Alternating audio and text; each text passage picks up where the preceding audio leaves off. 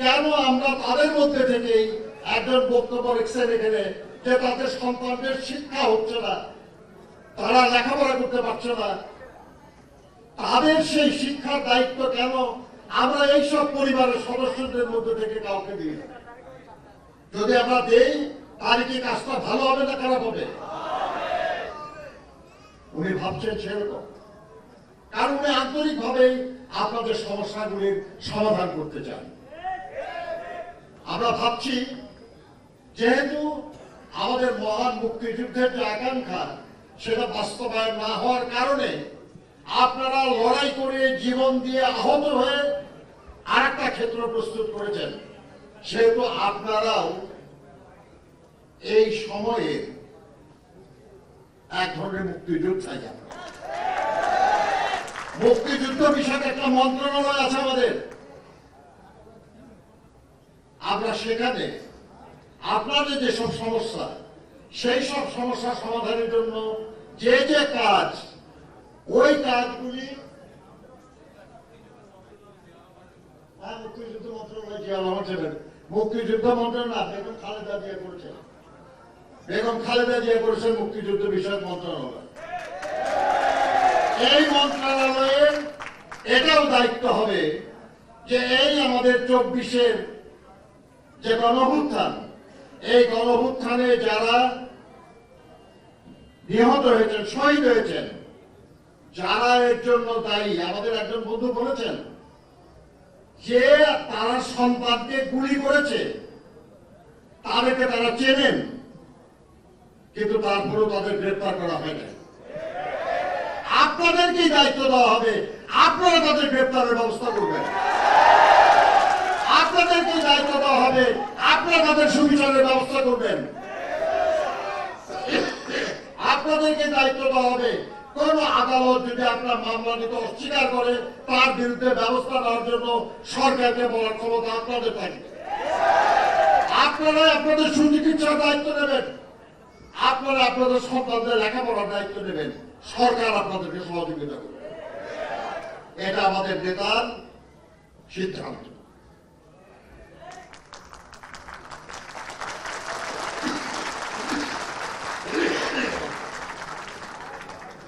আমি বিশ্বাস করি আমরা যদি আমাদের জন্য, দেশের মানুষের জন্য, দেশের জন্য যারা জীবন দেয়, যারা আহত হয়, তাদেরকে যদি শ্রদ্ধা করতে না পারি, তাহলে ভবিষ্যতে আর কেউ দেশের জন্য, দেশের মানুষের জন্য জীবন দেবে না, আহত হবে।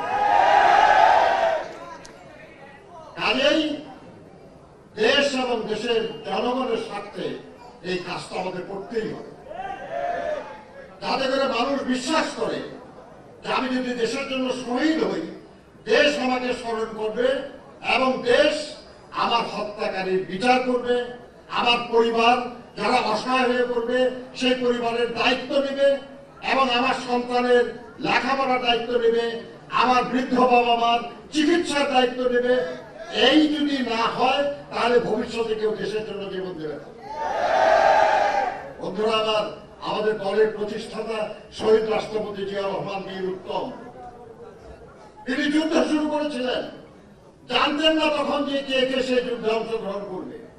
25শে মার্চ মধ্যরাত্রির পরপরই তিনি পাকিস্তানিদের অস্ত্র কেড়ে নিয়ে সেই অস্ত্র তাদের দিকে তাক করে বলেছিলেন, উই রিভোল্ট, আমরা বিদ্রোহ করলাম। বাংলাদেশের প্রথম বিদ্রোহী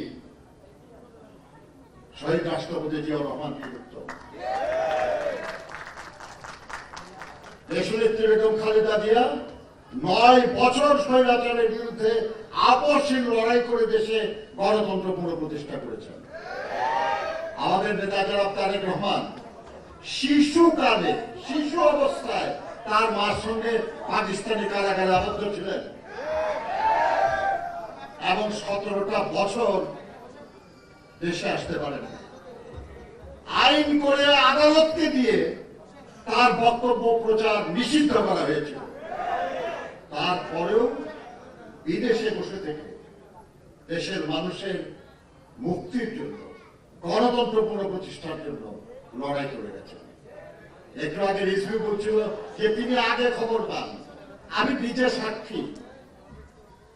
আমাকে একদিন ফোন করে বলতেছেন নেত্রকোনার অমুক জায়গায় সেখানে এক খুব গরিব মানুষের বাড়ি কারা আগুন জ্বালিয়ে দিয়েছে, নিঃস্ব হয়ে গেছে, আপনারা একটু দেখেন, ব্যবস্থা করেন, মানুষের পাশে দাঁড়ান। দেখেন আমি ঢাকায় থাকি, আমার বাড়ি জামালপুরে, মানসিক বিভাগের লোক আমি জানি না লন্ডন থেকে তারেক রহমান সাহেব জানেন।